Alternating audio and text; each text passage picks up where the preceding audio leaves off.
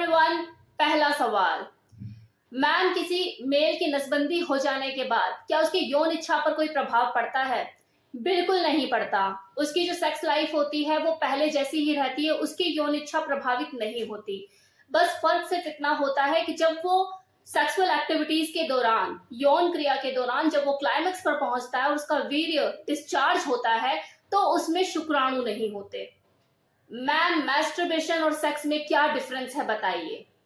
Masturbation खुद से खुद को सेटिस्फाइड करने का एक तरीका है जिसमें आपको किसी और इंसान की जरूरत नहीं पड़ती। आप खुद से खुद को सेटिस्फाइड कर सकते हो।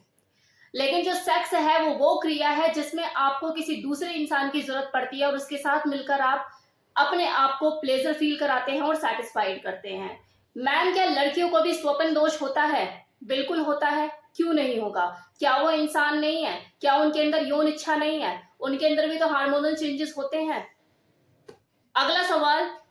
मैम, मेरे फादर इरेक्टाइल डिस्फंक्शन से सफर कर रहे हैं और जो मेरी मदर है उनके फ्रेंड के साथ सेक्सुअल रिलेशनशिप बनाना शुरू कर दिया है। ये सब देखकर मेरे अंदर मेरी मदर को लेके सेक्सुअल फीलिंग डेवलप हो गई है और मैं अपनी मॉम को भी रोकना चाहता हूँ, अपनी इस फीलिंग को भी कंट्रोल करना चाहता हूँ। मुझे गाइड कीजिए, मैं क्या करूँ? सबसे पहले आप खुद से ये सवाल कीजिए कि आप अपनी मॉम को रोकना क्यों चाहते हैं, क्यों समझाना चाहते हैं? क्या आपकी जो मदर है वो आपके फादर को धोखा दे रही है? कोई भी औरत किसी की पत्नी होने से पहले वो एक औरत है, एक अलग इंसान है। इसी तरह से कोई भी आदमी किसी का पति होने से पहले एक अलग इंसान है। शादी के बंधन में बंधने का मतलब ये नहीं होता कि वो इंसान अपनी पर्सनल जरूरतों को भी सैक्रिफाइस करता चला जाए। कब तक करेगा? ये जो शरीर है ये ऊपर वाले ने सिर्फ खाने पीने और कपड़ों से सजाने के लिए नहीं दिया। इसकी अपनी खुद की जिस्मानी भूख भी होती है। किसी की ज्यादा होती है, किसी की कम होती है, बस इतना ही फर्क होता है। मुझे ऐसा नहीं लगता कि आज आपके फादर को इरेक्टाइल डिस्फंक्शन की शिकायत थी और आपकी जो मदर है उन्होंने कल रिश्ता बना लिया। उन्होंने भी काफी टाइम तक मैनेज किया होगा, समझा होगा चीजों को, इंतजार किया होगा कि कुछ सॉल्यूशन निकलेगा। लेकिन जब उन्होंने देखा कि हाँ, मेरे हस्बैंड का बिल्कुल इरेक्शन होता ही नहीं है, वो अगली क्या करे, तो मजबूरन उन्होंने ये फैसला लिया होगा। वो कहाँ गलत है? गलत तो आप हैं इस वक्त, क्योंकि आपके अंदर अपनी मदर को लेकर ही सेक्सुअल फैंटेसी जाग रही है। उन्होंने अपनी फिजिकल जरूरतों को पूरा करने के लिए आपको तो निशाना नहीं बनाया ना कि चलो घर ही घर में बात रह जाएगी और मैं अपने बेटे के साथ ही सेटिंग कर लेती हूँ। उन्होंने किसी दूसरे इंसान के साथ रिलेशन बनाया ना, तो उनको समझने की क्या जरूरत है? वो तो समझदार है। यहाँ पर समझने की जरूरत आपको है कि जीने दो उनको अपनी जिंदगी, और अगर आपके अंदर ऐसी सेक्सुअल फैंटेसी उनको लेकर आ रही है तो यू शुड कंट्रोल योरसेल्फ। वो आपकी मदर है, आपकी गर्लफ्रेंड नहीं। आपकी उम्र है गर्लफ्रेंड बनाने की, जाओ बाहर गर्लफ्रेंड बनाओ, अपनी मॉम के ऊपर उंगली उठाने की बजाय। अगला सवाल। मैम, जैसे कोई मेल मैस्टरबेट करते समय किसी फीमेल को इमेजिन करते हैं, क्या फीमेल भी मैस्टरबेट करते हुए किसी मेल को इमेजिन करती है? बिल्कुल, इमेजिन करे बिना तो बात ही नहीं बनेगी ना, करती हैं वो भी। Ma'am, your Hindi, your Urdu, your English is so fantastic. सभी में आपकी कमांड है? नहीं, ऐसा तो बिल्कुल नहीं है। इंग्लिश पे तो मेरी कोई कमांड नहीं है। इनफैक्ट मेरे प्रोनाउंसिएशन में बहुत बार गलतियां हो जाती हैं और कभी था ऐसा टाइम जब मेरी इंग्लिश बहुत अच्छी हुआ करती थी, लेकिन अब तो ऐसा कुछ भी नहीं है। अगला सवाल। मैम, ये बताओ कि अलग अलग स्टाइल में सेक्स करने से क्या किसी फीमेल का रिप्रोडक्टिव सिस्टम खराब हो जाता है? फीमेल बॉडी कुदरती बहुत ही ज्यादा स्ट्रेचेबल और फ्लेक्सिबल होती है, तो डिफरेंट स्टाइल में सेक्स करने से उसका रिप्रोडक्टिव सिस्टम खराब नहीं होता। लेकिन अब इसका मतलब ये नहीं है कि आप पंखे पे लटकाकर उसके साथ सेक्स करोगे, उसे हवा में उछालना शुरू कर दोगे। आपको उसके कंफर्ट को भी ध्यान में रखना होगा, और खासकर प्रेगनेंसी के दौरान और आफ्टर प्रेगनेंसी आप सुपरमैन नहीं बन सकते। आपको वहां पर अपने जोश में होश नहीं खोने होते। कुछ गिने चुने पोजेस होते हैं, उन्हीं पोजेस के साथ आप सेक्स कर सकते हो ताकि उस दौरान उसके रिप्रोडक्टिव सिस्टम में कोई दिक्कत ना आए। तो यहाँ पर आपको थोड़ा सा ध्यान देने की जरूरत है। अब अगला सवाल। मैम, साइकोलॉजिकल ईडी और फिजिकल ईडी में क्या डिफरेंस है? साइकोलॉजिकल ईडी का मतलब होता है वो साइकोलॉजिकल रीजन जिसके वजह से किसी मेल के जेनिटल में इरेक्शन नहीं होता, उसका पीनस खड़ा ही नहीं हो पाता।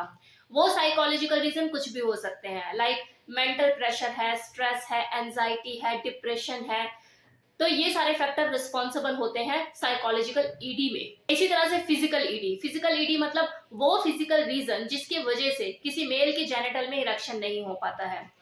हो सकता है वो डायबिटिक पेशेंट हो, क्योंकि जितने भी डायबिटिक पेशेंट होते हैं उनको कहीं ना कहीं आगे जाके इरेक्टाइल डिस्फंक्शन की शिकायत भी रहने लग जाती है। अगला, अगर मोटापे का शिकार है, ओबेसिटी है, तो ऐसे लोगों को भी इरेक्टाइल डिस्फंक्शन की शिकायत होती है।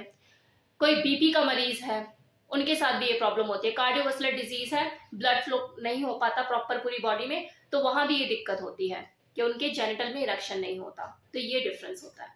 मैम, आप अपनी हर वीडियो में ऑलिव ऑयल को ही बोलते हो कि ऑलिव ऑयल से मसाज कीजिए जेनिटल की, कि हम किसी और तेल से मसाज नहीं कर सकते।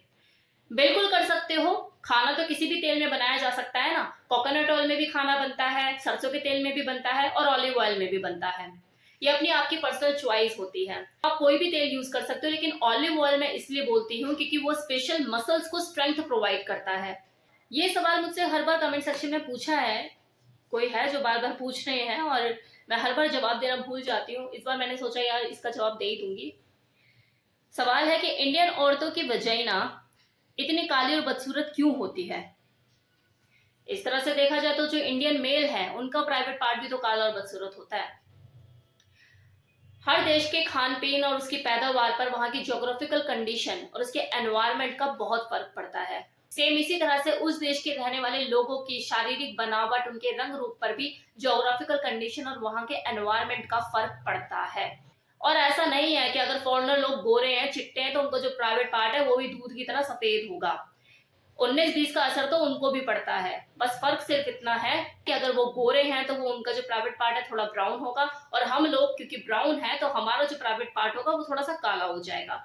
और दूसरा रीजन कि जो पीनस और जो वजाइना है, ये बॉडी पार्ट का वो हिस्सा होता है जो 24 घंटे ढका हुआ रहता है। गर्मी हो, सर्दी हो, बरसात हो, ह्यूमिडिटी हो, आप उसे ढक कर ही रखते हैं। ज्यादा गर्मी हुई, पसीना आ रहा है, लाइट गई हुई, आप सैंडो उतार देंगे, लेकिन पैंटी या फिर अंडरवेयर तो नहीं उतार सकते ना। तो जब वहां पर हवा तक नहीं लग रही और जो पसीना जो होता है बॉडी का वो भी एसिडिक होता है, तो वो स्किन क्या होगी, डार्क तो होगी ही ना। और उसके ऊपर माशाल्लाह जो हेयर रिमूवल क्रीम है ये भी स्किन को डार्क करती है। रेजर लोग यूज करते हैं, स्किन डार्क होती है उससे। अगर आप इस वजीना को, इस अपने प्राइवेट पार्ट की स्किन को लाइट करना चाहते हैं, डार्कनेस खत्म करना चाहते हैं, टैनिंग रिमूव करना चाहते हैं, तो इसका सबसे बेहतर तरीका है वैक्सिंग, जो मैक्सिमम लेडीज कराती हैं। लेकिन हाँ, क्योंकि थोड़ा रिस्की होता है, वहां की स्किन थोड़ी सी नाजुक होती है, तो परफेक्शनिस्ट की जरूरत होती है। मैम, अगर विदाउट कॉन्डम सेक्स किया जाए और वीर्य को अंदर नहीं गिराया है तो क्या प्रेगनेंसी हो सकती है? जी नहीं, कोई प्रेगनेंसी के चांसेस नहीं है। अगर आप बिना कॉन्डम के सेक्स करते हैं और आपके टाइमिंग इतने अच्छे हैं कि क्लाइमेक्स के टाइम पर पहुंचकर आप बाहर निकाल लेते हो, बाहर डिस्चार्ज करते हैं, तो कोई प्रेगनेंसी के चांसेस नहीं है। लेकिन हाँ, इससे और सेफ होने के लिए आप एक काम और कर सकते हैं कि जब भी आप अपना पीनस बाहर निकालें और बाहर डिस्चार्ज करें तो अपनी वाइफ को इमीडिएट यूरिन करने के लिए बोलें, ताकि अगर कुछ 1-2 ड्रॉप गलती से अगर गिर भी गया है अंदर तो वो यूरिन के थ्रू इमीडिएट बाहर निकल आए। और आपने ये भी पूछा है कि विदाउट कॉन्डम सेक्स के मजे कैसे लिए जा सकते हैं। तो देखो, सबसे बेस्ट तरीका तो यही है जो आप कर रहे हो। इसके अलावा जब कोई लेडी पीरियड्स खत्म होती है तो उसकी 7 डेज तक बिल्कुल सेफ है, आप बिना कॉन्डम के आप सेक्स कीजिए, कोई दिक्कत वाली बात ही नहीं है। मैडम, मेरी टाइमिंग 30 to 40 मिनट्स की है, जिस कारण मेरी जो बीवी है भुनभुनाती रहती है। जब भी मैं सेक्स करता हूँ तो मना कर देती है, कुछ उपाय बताओ, क्योंकि मार्केट में भी टाइम बढ़ाने वाली दवाई मिलती है, मैं क्या करूं। आप जो प्रॉब्लम फेस कर रहे हैं, जो अपनी परेशानी बता रहे हैं, इसे कहते हैं डिलेड इजैकुलेशन। तो आपकी बीवी तो भुनभुनाएगी ना, तो बोलेगी यार खत्म करो, कब कब तक करोगे, छोड़ो। तो देखो, ये प्रॉब्लम होती है कुछ लोगों के साथ कि कुछ का तो ऐसा होता है जल्दी डिस्चार्ज होता है और कुछ लोगों का ऐसा होता है कि डिस्चार्ज ही काफी लेट होता है। दोनों में फीमेल को तो परेशानी होती ही है। इसके ऊपर मैं वीडियो बनाऊंगी, डिलेड इजैकुलेशन के ऊपर, ये टॉपिक है, तो आप वीडियो का वेट कीजिए। तो ये था सवाल जवाब एपिसोड इस वीक का। उम्मीद करती हूँ आपको आपके सवालों का जवाब मिला होगा। और एक चीज मुझे आपसे कहना है कि आप जो भी मुझे सवाल करते हैं ना, ये जो मेरी अब ये वीडियो अपलोड होगी ना सवाल जवाब की, जो आप देख रहे हैं आप, तो इसी वीडियो के कमेंट सेक्शन में जाके आप सवाल किया कीजिए, जो भी मेरी लेटेस्ट सवाल जवाब वीडियो डलती है। क्योंकि मैं डायरेक्टली जब वीडियो बनाने जाती हूँ तो मैं वही कमेंट सेक्शन के सवालों को लेती हूँ। So thank you so much.